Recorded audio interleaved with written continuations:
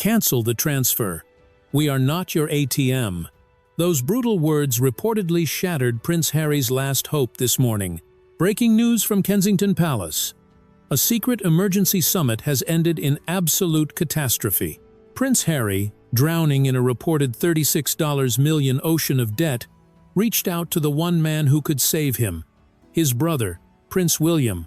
He begged for a royal bailout, but instead of a check, a furious William reportedly handed him an eviction notice and confirmed the one thing Harry feared most. The Saudi dossier is real. Today, the royal feud has moved from the tabloids to the balance sheet. The walls are closing in on Montecito. Tyler Perry has reportedly closed the bank of The Godfather. Netflix is allegedly demanding a $20 million refund.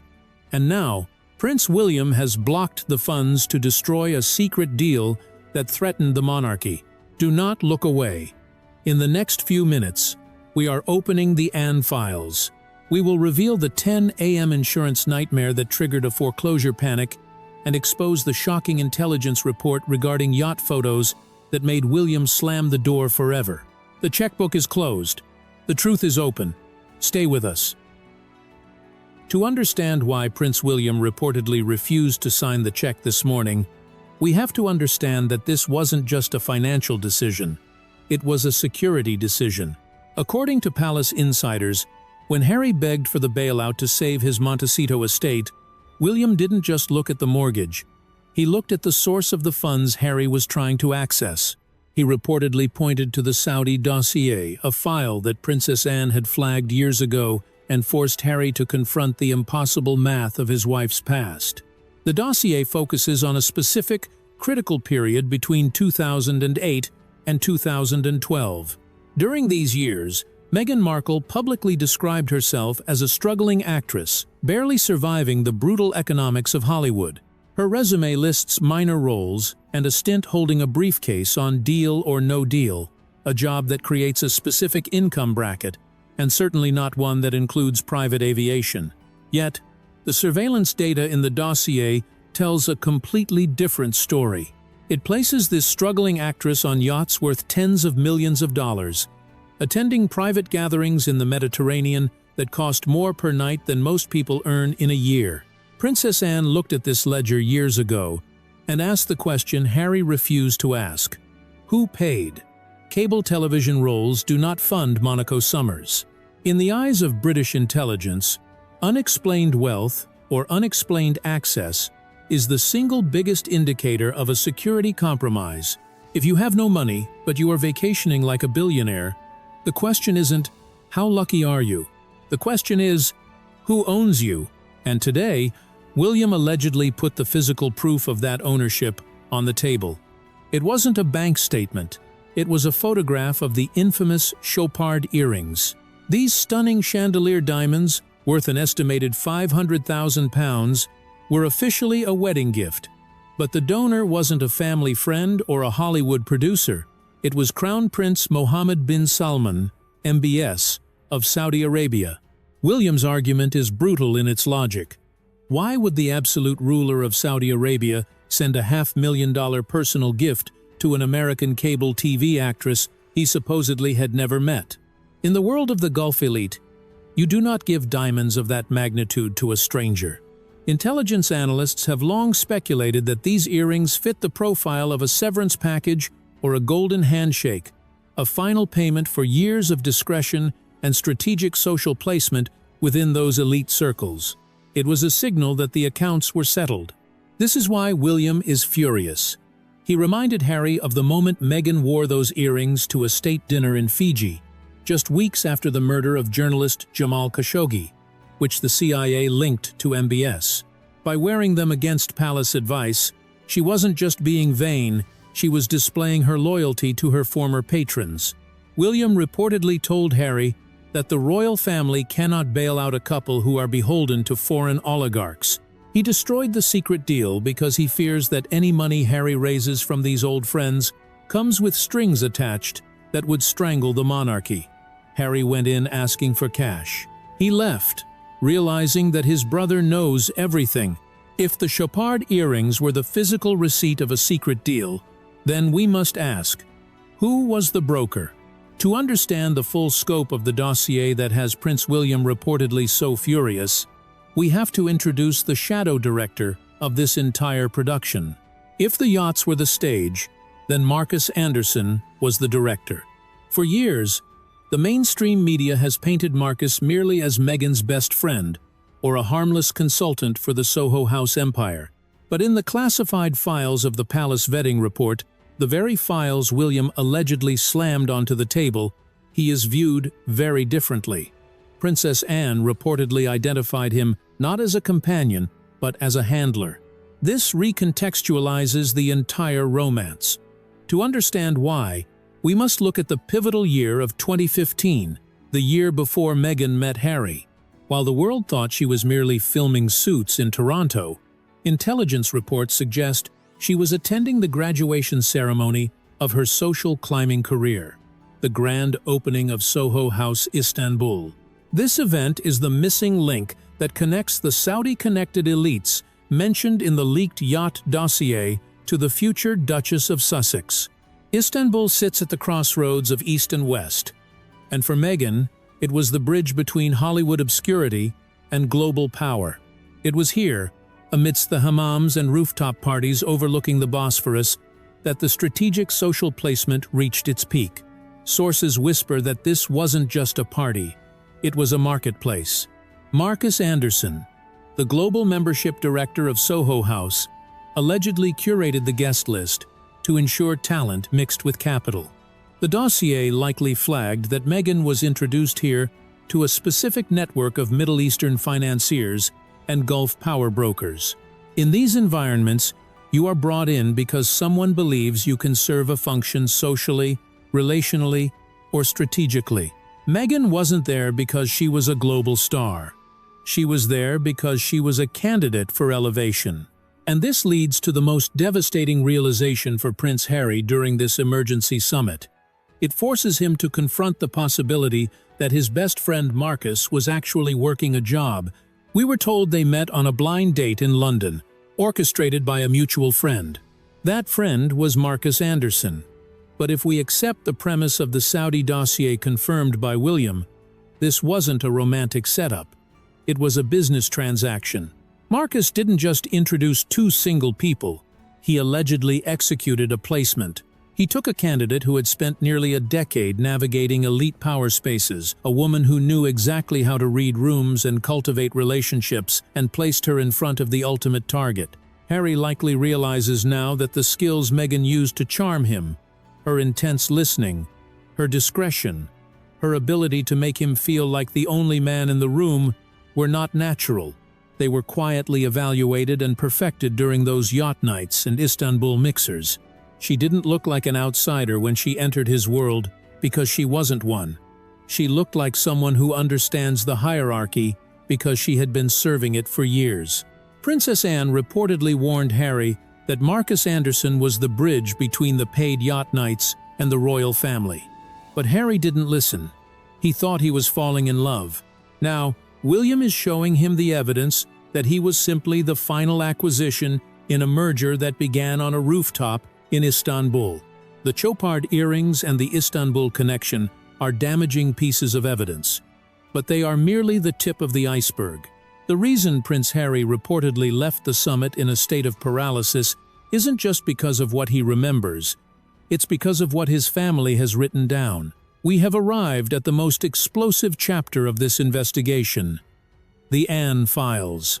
For nearly a decade, Prince Harry has operated under the delusion that his family was unconscious or jealous of Meghan's success. He believed they didn't understand her modernizing potential. But today, William allegedly revealed that their coldness wasn't born of ignorance. It was born of intelligence. The Saudi dossier isn't a new collection of rumors. It is reportedly based on a Level 3 security vetting report commissioned by the palace in 2016 and overseen by the one royal who never plays games, the Princess Royal, Anne. When Meghan Markle entered the royal orbit, standard protocol demanded a background check. Harry expected a rubber stamp, a quick check for criminal records or debts. But sources close to the security services suggest that what came back was a red alert. Princess Anne, with her deep ties to the intelligence community, was reportedly the first to read the unredacted file. She didn't see a Hollywood romance. She saw a strategic social placement. The report allegedly flagged the impossible math of her lifestyle years before the public caught on. It mapped out the network of handlers and patrons who had facilitated her rise from a cable actress to a fixture on Gulf superyachts. In 2016, Anne tried to warn Harry. She reportedly told him, "She hasn't just been dating Harry. She has been kept, and people don't keep you around in these circles unless you are useful." Harry rejected the warning then, calling it prejudice. But today, that report has been dusted off. William didn't bring it to the summit to lecture Harry about the past. He brought it to dictate the future. Here is the crucial twist that changes everything. The report is no longer archived. It has been reactivated. Taking a brief moment from this intense revelation, I want to pause to connect with you, our loyal community. In a world full of noise and hidden agendas, your health and peace of mind are what truly matter. I sincerely hope that you and your loved ones are safe, happy, and thriving today. We are building a global network of truth seekers here, and I am always fascinated to see how far our voice reaches. Please, take a moment to formally state your city and country in the comments below. Whether you are watching from the historic streets of London, the heartland of America, or anywhere else, we are honored to have you with us. Now, back to the Anne files. Why does the reactivation of this 2016 report matter so much right now? Because Harry has been planning a comeback. Sources indicate that part of Harry's secret deal to solve his financial crisis involved returning to the UK to conduct business, perhaps even leveraging his diplomatic status to secure new investors from the Middle East. He thought he could use his royal title to reopen doors that had been closed. But William has effectively placed a diplomatic blockade on him. By putting the vetting report on the table, William is delivering a silent but devastating threat. We know everything. Don't force me to publish it. If Harry tries to return as a working royal, or tries to use his status to broker shady deals, William holds the card that can strip him of his credibility forever. The report allegedly concludes that Meghan Markle is a security risk due to her potential exposure to foreign leverage, compromat. This is the nuclear option. If this report were ever leaked to the Home Office officially, it could be grounds to revoke Harry's diplomatic security privileges entirely. It could even threaten his visa status in the US, as lying about foreign entanglements is a serious federal offense. Harry realizes now that he is not just fighting a family feud, he is fighting the British state. He thought his brother was just being mean about money. He now sees that William is acting as the future king, protecting the crown from a compromised asset. The Anne files prove that the family didn't fail to protect Harry. They tried to protect him from the very beginning. He just refused to listen. And now, with his financial secret deal dead in the water and his security file weaponized against him, Harry is running out of options. He is cornered. And when people are cornered, they panic. This leads us to the financial black hole that is swallowing them whole, and the desperate, possibly illegal, move they tried to pull to escape it. While the Anne files threaten Harry's status, the situation on the ground in Montecito threatens his very survival. We call this chapter the financial black hole. The timing of this crisis is not accidental. To pinpoint the exact moment the American dream turned into a financial nightmare, we don't have to look at the bank transfers. We have to look at the clock. It was reportedly 10 a.m. yesterday morning when the courier arrived at the service entrance of the Riven Rock estate. Harry likely opened the envelope, expecting a residual check. Instead, he found a notice of non-renewal for their homeowner's insurance. In the wildfire-prone hills of California, where major insurers are fleeing the state, this is a financial death sentence. This triggered a kill switch buried deep in their $9.5 million mortgage contract known as the default clause. Banks require the asset to be fully insured 24/7, The moment that policy lapses, the loan is technically considered in default, allowing the lender to foreclose immediately, even if you haven't missed a monthly payment. Harry panicked. He needed immediate liquidity to secure a new, exorbitant force-placed policy, but the coffers were empty. Tyler Perry has reportedly closed the Bank of the Godfather, tired of his generosity being treated as a silent subsidy for their lavish lifestyle. Netflix isn't sending checks. They are allegedly demanding a $20 million refund for the breach of deliverables regarding their failed content pipeline. Trapped between a foreclosure notice and a mountain of debt, Harry attempted his secret deal, the very move that Prince William has now destroyed. According to real estate insiders, Harry and Meghan quietly initiated a pocket listing. This is a desperate maneuver where a property is sold off-market to avoid the humiliation of a public for sale sign. But here is the twist. They weren't trying to sell to a Hollywood star. They were allegedly shopping the estate to foreign investors and syndicates buyers from overseas who have liquid cash and need to move it into Western real estate. Harry thought this was his escape hatch. A quick sale, a cash infusion, and a quiet exit. But Prince William reportedly intervened with a fury that shook the walls of Kensington Palace. When Harry asked for the royal bailout or, alternatively, for the palace to facilitate this transfer, William blocked it. Why? Because he connected the pocket listing back to the Saudi dossier. William reportedly realized that the potential buyers circling the White Elephant estate were likely connected to the same network of oligarchs and Gulf power brokers found in Meghan's vetting report. William refused to let a British prince become a vehicle for laundering the reputation of foreign entities. He reportedly told Harry, "The monarchy is not a real estate brokerage for your shadowy friends." William dissected the property with brutal arithmetic during their summit. He pointed out that the 16-bathroom mansion was never an asset. It was a trap. It is a white elephant that devours wealth through $200,000 annual property tax bills and landscaping costs that rival a CEO's salary. By blocking the bailout and effectively freezing the secret deal with foreign buyers, William has trapped Harry in the house. He is forcing Harry to face the consequences of his financial independence without the safety net of dirty money. Harry is now stuck in a mansion he cannot afford, with no insurance, no godfather, and a brother who would rather see the house foreclosed than see it sold to the people in the Anne files. If the financial black hole was a punch to the gut, what happened next was a knife to the heart. We have reached the climax of this emergency summit. We call this chapter the ultimatum. Prince William didn't just reject the bailout out of anger. He rejected it out of arithmetic and national security. But before he ended the call, he reportedly delivered a final directive that went far beyond real estate. According to palace insiders, William made it clear that selling the house is merely the first step of a surrender treaty. If Harry ever wants to see a single penny from the duchy, or if he ever dreams of regaining his security clearance, he must accept a condition that is non-negotiable. William reportedly told him, "You must sever the ties."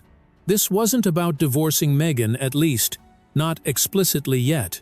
This was about divorcing the network that brought her to him. William allegedly demanded that Harry immediately cut all contact with Marcus Anderson, the handler identified in the Anne files, and the entire circle of Saudi-connected elites who have been hovering around the Sussex brand. He is forcing Harry to choose between two worlds that can no longer coexist.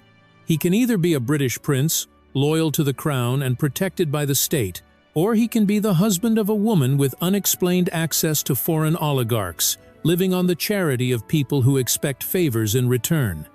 He cannot be both. The brutality of this choice cannot be overstated. Harry is now standing in the middle of a bridge that is burning from both ends. On one side, he has his wife, the mother of his children, who is allegedly tied to a past he is only just beginning to understand, a past filled with impossible math and golden handshakes. On the other side, he has his brother, the future king, who is offering him a lifeboat, but only if he leaves the baggage behind. Harry reportedly tried to argue.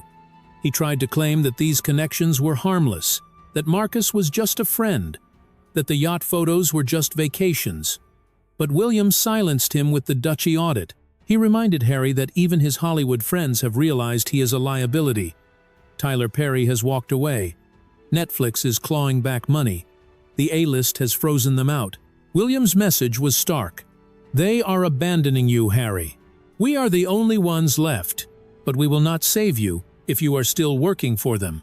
This is the moment of anagnorisis, the tragic discovery. Harry realizes that he hasn't been the rebel breaking free from a stifling institution.